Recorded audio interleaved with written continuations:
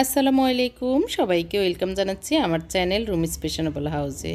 আশা করি আল্লাহর অশেষ রহমতে আপনারা সবাই ভালো আছেন। আমিও আল্লাহর রহমতে এবং আপনাদের দোয়া মতো আলহামদুলিল্লাহ ভালো আছি। শুরুতেই দেখে নিচ্ছেন আমার আজকের ভিডিওতে কি কি থাকছে। আশা করি শেষ পর্যন্ত আপনারা দেখবেন, দেখলে ভালো লাগবে। আজকের এই ব্লগটি থাকছে 2 দিনের ভিডিওকে একসাথ করে এখন আমি একটি ব্লগ তৈরি করেছি। আজকের ভিডিওতে যা যা থাকছে, আমার একটা আনন্দের খবর আপনাদের সাথে শেয়ার করব। আরেকটি হচ্ছে আমি আপনাদের পক্ষ থেকে একজন ভিউয়ার্স বোন, আবার উনি একটা চ্যানেলও চালায়, তো ওই বোনের বাসায় বেড়াতে যাব, সেই ভিডিওগুলিই থাকছে। আশা করি আপনারা শেষ পর্যন্ত দেখেন, দেখলে আপনাদের ভালো লাগবে। তো চলুন মূল ভিডিওতে চলে যাই। শুরুটা তো দেখেই নিয়েছেন কি কি আছে, আর একটা বিয়ে বাড়িতে যাব, সেটাও থাকছে শেষ পর্যন্ত।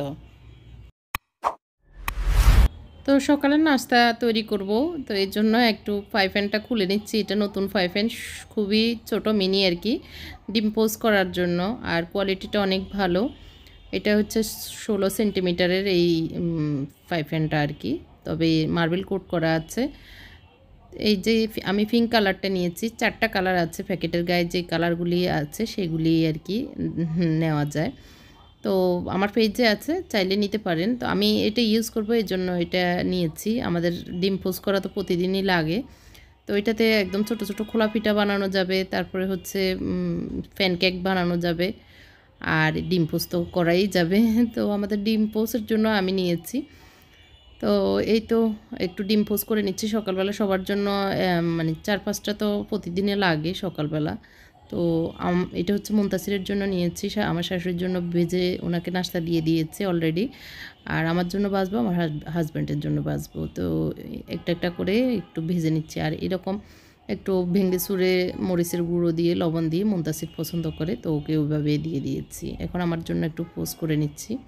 সরষের তেল নেই, এর জন্য সয়াবিন তেল দিয়ে করে নিচ্ছি।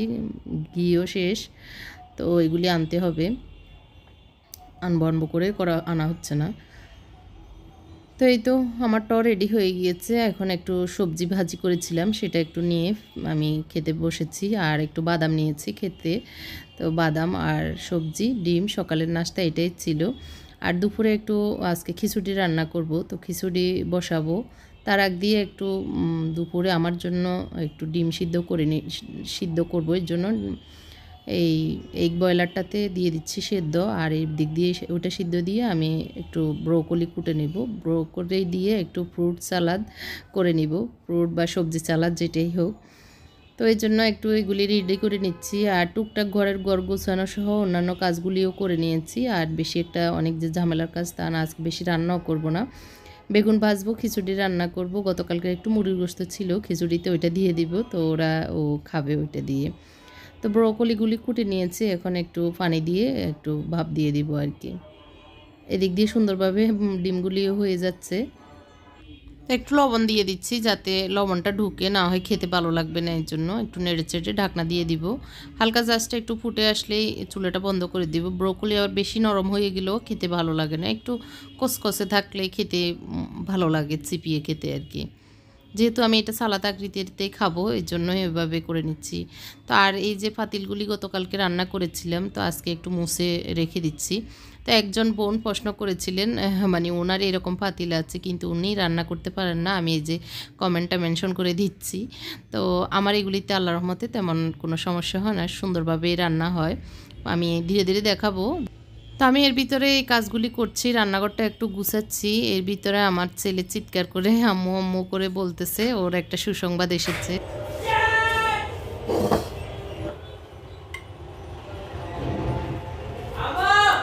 তো আম্মু আম্মু করতেছে, আম্মু ওর সুসংবাদটা মানে ও ইয়েতে কম্পিউটারে দেখে। তো সেটা হচ্ছে ও কানাডার ভিসা এসেছে, একটু আগে মেল এসেছে, সেটাই। তো এই তো দুপুরে রান্না আজকে খিচুড়ি করেছি, আর ডিম আর বেগুন ভাজা আমার শাশুড়িকে দিয়ে দিচ্ছি।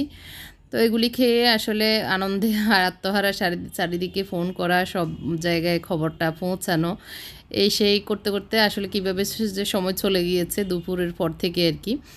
তো আর কোনো কাজও হাতে উঠতেছে না। অনেক দিনের আশা আকাঙ্ক্ষা আল্লাহ পূরণ করেছে, বাকিটা যাওয়া পর্যন্ত আসলে বোঝা যাচ্ছে না। পৌঁছার পরে আসলে টেনশন মুক্ত হব। তো যাই হোক, এখন আমার শাশুড়িকে মাগরিবের নামাজের পরে একটু দুধ করে দিচ্ছি আর একটু বিস্কিট দিয়ে দিচ্ছি আর কি। তো সন্ধ্যাকালীন হালকা নাস্তা এইটুকু উনি খায়। বিকেলে আবার আসরের নামাজের পর থেকে আর কিছু খান না আর কি, আসরের নামাজের পড়ে মাগরিব পর্যন্ত এই টাইমটা। তো এরপরে এখন দিতে হয়। তো এখানে বসে নামাজ পড়েন, আসলে সেজদা দিয়ে নামাজ পড়তে পারেন না, ওনার হাঁটুতে ব্যথা বা জয়েন্টে আসলে বুড়ো হয়ে গেলে যে অবস্থা হয় আর কি। তো যাই হোক, ওনার সাথে আমিও একটু বাদাম খাবো এই টাইমটায়, আর কিছুই খেতে ইচ্ছে করছে না। তো একটু বাদাম খেয়ে নিলে ভালো লাগবে এই আর কি। তো আগামী দিন আমরা একটু দাওয়াতে যাব, আগামী দিন দুপুর শুক্রবার আর কি। তো দাওয়াতে যাব, সেটারও একটু প্রস্তুতি নিতে হবে। তো এর ভিতরে আমার বোনের মেয়ে বলল ও আসবে। তো ওকে বললাম যে অসুবিধা না, ওকেও বললাম। সবাই তো খুশি আসলে এই বিষয়টা নিয়ে আর কি। তো এর ভিতরে আমরা শাশুড়ি বউ একটু খাচ্ছিলাম। এর ভিতরে আমার হাজব্যান্ডও এসেছে, ওনার সাথে ওনার মানে আমার ভাইয়া আর কি, মালয়েশিয়া প্রবাসী আমাদের দেলোয়ার ভাই, আমার আম্মাকে আম্মা বলেছেন এরকম ভাই আর কি। তো সেই ভাইটা এসেছে, তো একটু হালকা পাতলা নাস্তা দিয়ে দিচ্ছি ওনাকে। একটু ফ্রুট সালাদ করে দিয়েছি, আর রসমলাই দধি এনেছিল আমার হাজব্যান্ড, গতকালকে আবার পেনি গিয়েছিল, তো তখন আসার পথে নিয়ে এসেছিলো আর কি। আর একটু এই তো গুড়ের চা করে দিচ্ছি। তো আমরা এখন ইদানিং গুড়ের চাটা একটু একটু খাওয়া হয়। আমার হাজব্যান্ডও একটু সামান্য মানে একটু গুড় দিয়ে দিলে খেতে ভালো লাগে ওনাকে দিই, তো এটাই করে দিয়েছি আর কি। মুনতাসির চা দাও।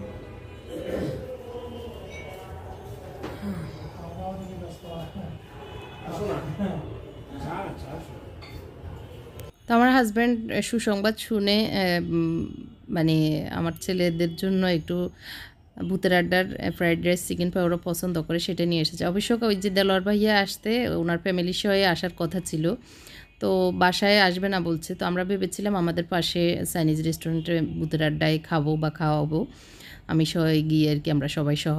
তো এর ভিতরে ওনারা আসলে ফ্যামিলি আসে নাই, ভাইয়া এসেছেন ভাবিকে ছাড়া। তো আমি এটা খুব মানে আমার কষ্ট লেগেছে, আসলে একটু ভালো লাগতো এই আর কি। যাই হোক, কি আর করা। তো ভাইয়াকে আর কি একটু দিয়ে দিচ্ছি আর একটু নাস্তা দিয়েছি হালকা পাতলা এই তো। আর পারিয়া আসতে ওর ভাইয়ের জন্য একটা কেক নিয়ে এসেছে, কংগ্রেচুলেশন ভাইকে জানিয়ে আর কি। তো আমার ছেলেদের যেহেতু নিজের বোন নেই, তো খালাতো বোন জ্যাঠাতো বোন ওরাই আছে, তো আর সবাই হচ্ছে ওদের বড় সব বোনেরাই। তো আমার বোনের মেয়ে তো অনার্স ফাইনাল ইয়ারে, এবারে আগামী 2-3 মাস পরে ওর ফাইনাল ইয়ার হবে। তো ভাইয়ের জন্য এই কেকটা নিয়ে আসা, তো ওরাও খুশি হয়েছে মোটামুটি। আর কাকে নিয়ে সেলিব্রেট করবে, ভাই বোন মিলেই তো করাই আর কি। কেকটা সুন্দর হয়েছে, খুবই দেখতে লোভনীয়, স্ট্যান্ডার্ড হয়েছে আর কি। তো ওরা ভাই বোন দুষ্টামি করতেছে আর কেকটা কেটে একটু খাবে। তো এর ভিতর ফ্রাইড রাইসও দিয়ে দিয়েছি, সবার খিদে লেগেছে। তো আমার হাজব্যান্ড আর আমার ওই যে ভাইয়াটা খেয়ে নিয়েছিল আগে দিয়ে, তো এখন ছেলেরা সহ আমরা একটু হালকা পাতলা খেয়ে নেব এই আর কি। তো রাতের খাবারটা এটাই ছিল। এরপরে সকালে তো আসলে প্রস্তুতি ওইদিকে যাওয়া, কিন্তু আজকে 3 দিন আমার মদিনা আসতেছে না এর ভিতরে। তো এই তো মদিনা না আসলে আসলে টুকটাক বড় কাজগুলিও আমাকে করতে হয়, যার কারণে খুবই হজবরল অবস্থা আর কি।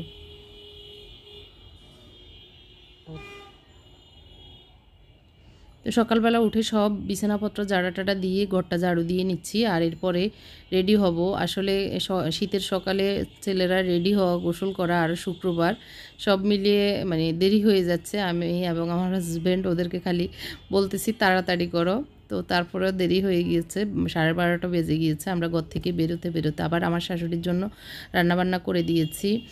আমার বোনের মেয়ে ফারিয়াকে আর কি বলেছি, ও এসে আছে আমার শাশুড়ির কাছে।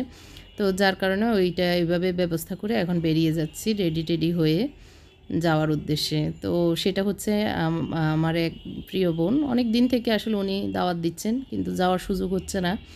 তো আজকে যে ফাইনালি যাচ্ছি আর কি। মাস্টারপিস লাইফস্টাইল চ্যানেলটা ওনার আছে, আপনারা চাইলে ওনার চ্যানেলটা ভিজিট করতে পারেন, একজনকে সাপোর্ট করবেন এটাই আশা করি। আমিও চেষ্টা করি যতটুকু, আসলে আমার ব্যস্ততা তো অনেক বেশি আপনারা জানেন, তারপরেও যতটুকু পারি আপনারা বললে আমি সেটা সাপোর্ট করব ইনশাল্লাহ।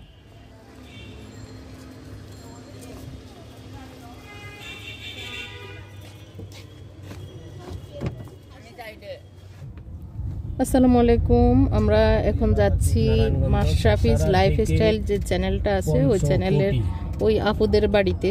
তো একটু আগে রওনা দিয়েছি, মাত্র আমরা খিলগাঁও থেকে বের হচ্ছি, যেতে একটু সময় লাগবে। আজান দিয়ে দিয়েছে।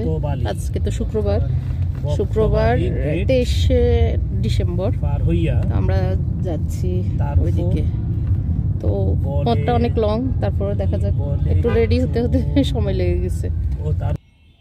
তো নারায়ণগঞ্জ যে জায়গাটা ওনাদের বাড়ি, ফেরি পার হয়ে অনেক টাইম লাগবে না, 2-2.5 ঘন্টা লাগবে।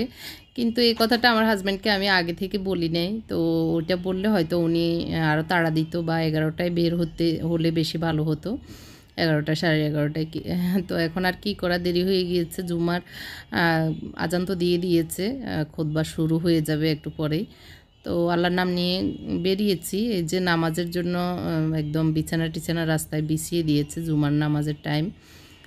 তো এগিয়ে যাচ্ছি, রাস্তা ফাঁকা আছে, সামনের দিকে যদি জ্যাম না পড়ে তাড়াতাড়ি যেতে পারবো আর কি।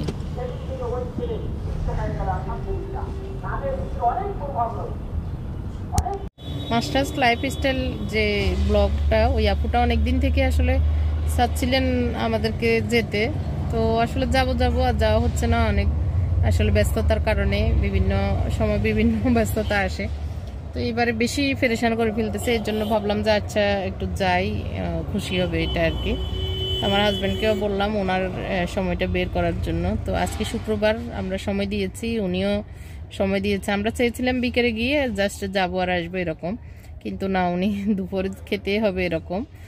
তো আর কি করা, আজকে সময় বের করে আল্লাহর রহমতে যাচ্ছি, ওনার খুশির দিকে তাকিয়ে, আর আমাদেরও ভালো লাগবে ভাবতেছি, এর জন্যই আর কি। তো দেখা যাক, এখন জুমার নামাজ পড়তে এখানে একটু আমরা মানে আমি ওখানে বাসায় গিয়ে পড়বো, আর ওরা গিয়েছে আর কি মসজিদে। তো গত কয়েকদিন আগে আমি চশমাটা নিয়েছি। আমার চোখে আসলে গত এই থেকে উমরা থেকে আসার পর থেকে শরীরের দুর্বলতা, মাথা ঘুরানো, মাথা কেমন যেন মানে ফাঁক দেয়, ঘুরায় আর কি, আর শরীরটা তখন কাঁপে। এটা একটা লক্ষণ দেখা দিয়েছে। আর চোখ ঝাপসা দেখি, চোখে ডান চোখটা বেশি মনে হয় যে কসকস পানি যায়, এই ধরনের একটা প্রবলেম দেখা দিয়েছে। চুল উঠতেছে বেশি, মানে এই কয়েকদিনে দেখতেছি, এর আগে তেমন সমস্যা দেখা দেয়নি। তো এর জন্য চোখের ডাক্তার দেখিয়েছি। তো ডাক্তার আমার সামনে এবং দূরে দুইটারই প্রবলেম দেখা দিয়েছে, ড্রপ দিয়েছে, ওষুধ দিয়েছে। তো প্রবলেমের কারণে এখন চশমা নিতে হয়েছে আর কি। তো আসলে আমি চশমা আরও কয়েক মাস আগেও, 1 বছর আগেও মেবি নিয়েছিলাম, কিন্তু আমি চশমা ইউজ করতে পারি না, আমার কেমন ধাক্কা লাগে হাঁটতে গেলে। তো এই ডাক্তারও বলেছে একটু সময় লাগবে, আপনি যখন টিভি দেখবেন বা পড়ালেখা করবেন তখন দিয়ে দেখবেন, আর যখন হাঁটবেন হাতে না দিয়ে হাঁটবেন এরকম। তো দিতে একটু অভ্যস্ততা হবে এটা আর কি।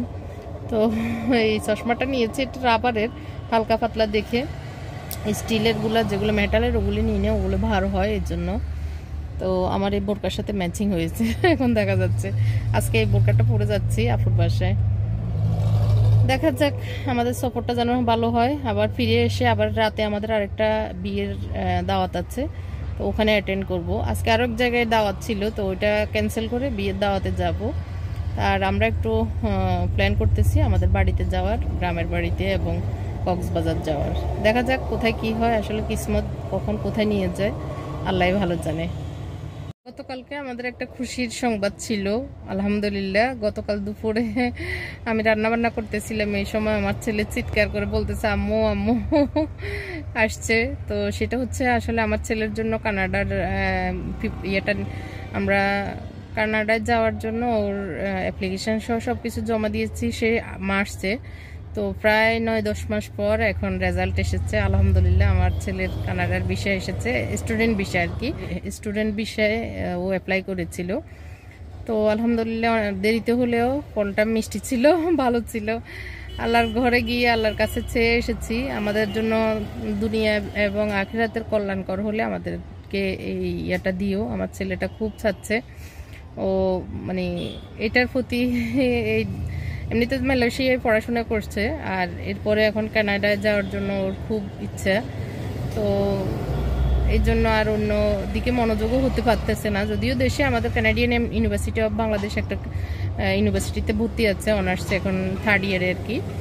তো তারপরেও মানে আরও একটু ভালো করার জন্য আর কি চেষ্টা করা। তো আলহামদুলিল্লাহ আসছে, এটাতে অনেক খুশি হয়েছি ওরা আব্বু আমরা। তো এখন কবে যাবে, জানুয়ারি সেশনটা ধরার, এমনি তো অনেক সময় লস হয়ে গিয়েছে, তো জানুয়ারি সেশনটা ধরার ওর ইচ্ছা আর কি। এখন ইউনিভার্সিটিতে ও ইয়ে করেছে, মেইল করেছে, ওরা কি দেয় মেলে যেটা আসে আর কি, তো সেটার উপরে নির্ভর করে আমরা টিকিট কাটবো, এটাই আর কি। ওরও পাসপোর্ট জমা দিয়ে দিয়েছে, আগামী 10-15 দিন লাগবে পাসপোর্ট আসতে।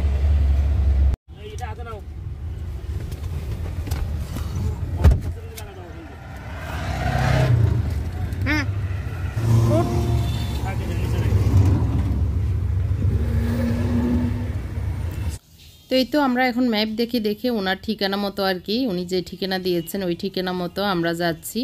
কিন্তু প্রায় 2 ঘন্টা হয়ে গিয়েছে গাড়ি চলতে চলতে। এর ভিতরে এখন ফেরিতে চলে এসেছি, ফেরি পার হব, ফেরির জন্য অপেক্ষা করতে হয়েছে। তো ফেরিতে উঠে এখন আমরা একটু গাড়ি থেকে নামতেছি। আর আমার জীবনে আমি আর ফেরিতে উঠি নাই। ইন্ডিয়া যাওয়ার সময় একবার প্রথমবার যখন গিয়েছিলাম বাসে করে গিয়েছিলাম, এই দিক দিয়ে এসেছি ফেরিতে ওঠার সময় আর কি। তো তখন আসলে রাত্রিবেলায়, আরও মনে হয় 10-12 বছর আগের কথা বলতেছি, তো বেশি বুঝি নেই। তো আজকে দিনের বেলায় এখন তো প্রায় 3টা বেজে গিয়েছে, এর ভিতরে 3:30 সরি 2:30-3টা এরকম আর কি। তো রোদ কপালের উপরে আর মৃদু মৃদু বাতাস, তারপরে মিষ্টি রোদ, সব মিলিয়ে ফেরিতে আমার কাছে খোলামেলা ভালোই লাগতেছে। তো এই তো ফেরিটা আরেকটা ফেরি আসতেছে যাচ্ছে এরকম, তো দেখতে ভালোই লাগছে। কিন্তু সময় যে এত বেশি চলে গিয়েছে, আর ওই আপুটা তো ফোন দিচ্ছে বারবার, কোথায় আছি কোথায় এখন, তারপরে দেরি হয়ে গেছে আসলে, অলরেডি আমাদের অনেক লেট। তো দেখা যাক। আর ফেরি পার হতে হবে এই বিষয়টা আমরা আসলে অত বেশি অভিজ্ঞ ছিলাম না। তো ওই যে ওই পারেই যাবো, শুধু এই নদী, যে নারায়ণগঞ্জের নদীটা, ওই নদী পার, এই পাশ থেকে ওই পাশে যাব। পথ অল্প একটু, কিন্তু ফেরি এসে আবার সেটা ফিল আপ হয়ে যেতে যেতে অনেক টাইম লেগে গিয়েছে আসলে। তো এখন ছেড়ে দিয়েছে, আমরা জাস্ট এখন ওই পারে যাচ্ছি, যে আবার গাড়ি ছেড়ে মনে হয় আরও 10-15 মিনিটের পথ আছে। তো ওখান পর্যন্ত যেতে যেতে তো দেখা যাক, আমরা যাই, আপনারা আমাদের সাথেই থাকুন। ওই আপুর বাড়িতে আমরা কি করছি না করছি ইনশাল্লাহ দেখাবো।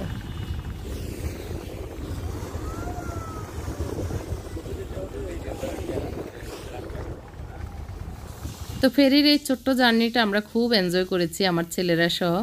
তো আমার ছেলে আসলে কানাডায় চলে যাবে, আর বেশি দিন নাই, যদিও আমরা এটা মনে করতেছি, কিন্তু সব কিছু উপরওয়ালার হাতে, আল্লাহই ভালো জানেন তকদিরে কি আছে। তো আমরা তো আশা করতেছি বান্দা হিসেবে, তো আল্লাহ পাক যতক্ষণ পর্যন্ত না নেন, আবারও বলতেছি, ততক্ষণ পর্যন্ত টেনশনে আছি। তো এর ভিতরে একদম কাছাকাছি চলে এসেছে, আমরা তাড়াহুড়ো করে গাড়িতে উঠে বসে গিয়েছি। তো এর ভিতরে গাড়ি ছেড়ে ওনাদেরকে ফেটে আমরা আসতে আসতে অনেক টাইম লেগেছে।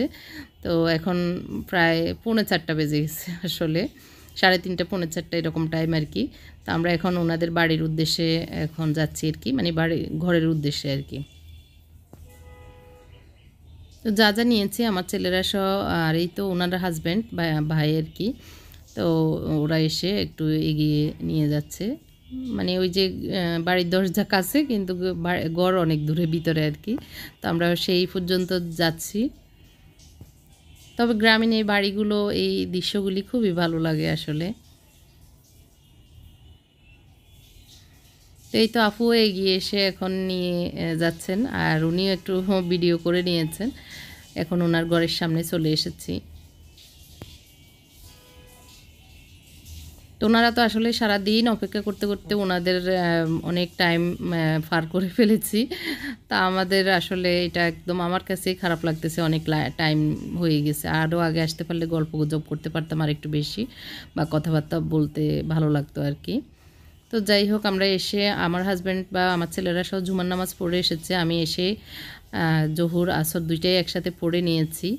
পরে এখন তো খাবার খাওয়ার পালা। তো আপু একটু শ্যুট করে নিয়েছে, আর ওদেরকে খাবার দিয়ে দিয়েছে। আমি এদিকে বসবো, ওরা আমাদের ড্রাইভার সহ গাড়ি, তো ও সব একসাথে বসে গিয়েছে।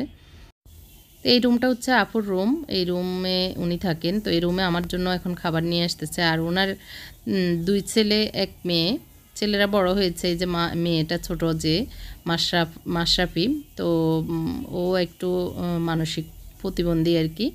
সবাই ওর জন্য দোয়া করবেন। আপু অনেক কষ্ট করে এই মেয়েটার জন্য, একটা মেয়ে, তাও একটু এই অসুস্থতা।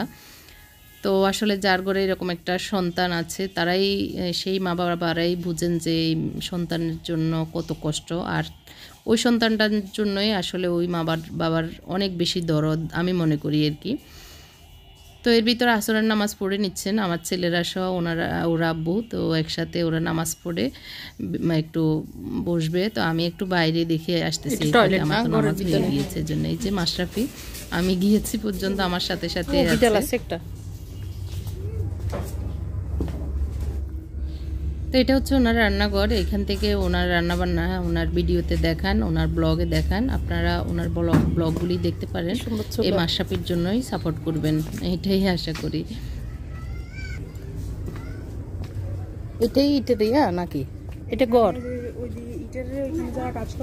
ওদের ওদের ঘর।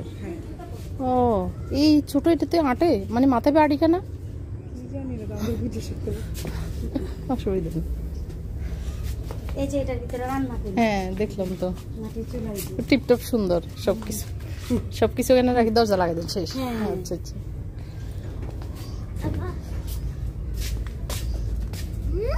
এটা আরেকজনের ঘর না? এটা আমার ছোট দেবরের থাকে।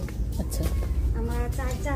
তো আপুদের ঘরের পিছনেই একটা মাটির একটা ইটের যে বাটা বলে, আমরা বলি ব্রিক ফিল্ড, তো ওইটাও দেখেছি। আর এই তো উনি এখানে আবার একটা রান্নাঘর তৈরি করে রেখেছেন, এখানে বসে রান্নাবান্না করেন সকালে, শীতের সকালে। এখান থেকে অনেক রেসিপি উনি শেয়ার করেন। তো ওনার শাক সবজি তারপরে কলা সব মিলিয়ে আর কি অনেক কিছুই আছে।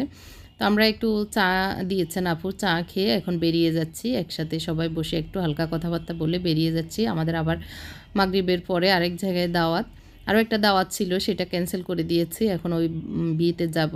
তো আপুর সহ দেখা করে এখন যাচ্ছি। খুব আসলে খারাপ লাগতেছে, বেশি সময় দিতে পারিনি। তো তারপরে অনেক ভালো লেগেছে, হ্যাঁ, আসতে পেরেছি বা আরেকটা জায়গায় দেখেছি বা আপুর হাতের মজার মজার রান্না খেয়েছি, লাল চাউলের ভাত খেয়েছি আমি এখানে, ভালোই লেগেছে, মাটির চুলার রান্না। তো আর আপুর ছেলেরাও ভালো, মোটামুটি আল্লাহর রহমতে সবাই বড় হয়েছে।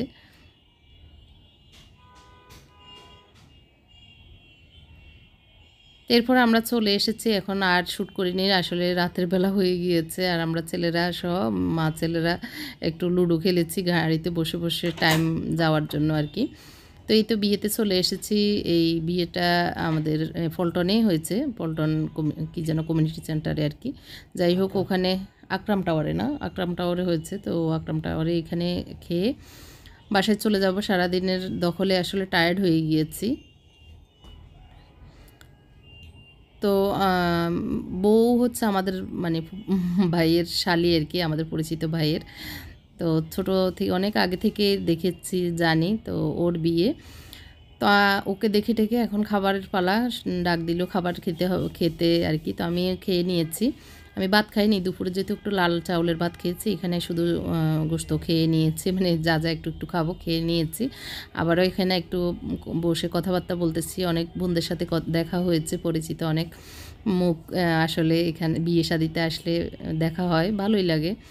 তো যাই হোক, দেখে টেকে এখন আবার বাসায় যাওয়ার পালা, বাসায় চলে যাচ্ছি। আজকের ব্লগটি ভালো লাগলে কমেন্ট করে জানাবেন। আর মাস্টারপিস লাইফস্টাইল চ্যানেলের লিঙ্কটা আমি দিয়ে দিব ডেসক্রিপশনে, আপনারা দেখে নিতে পারেন। আল্লাহ হাফেজ, আসসালামু আলাইকুম।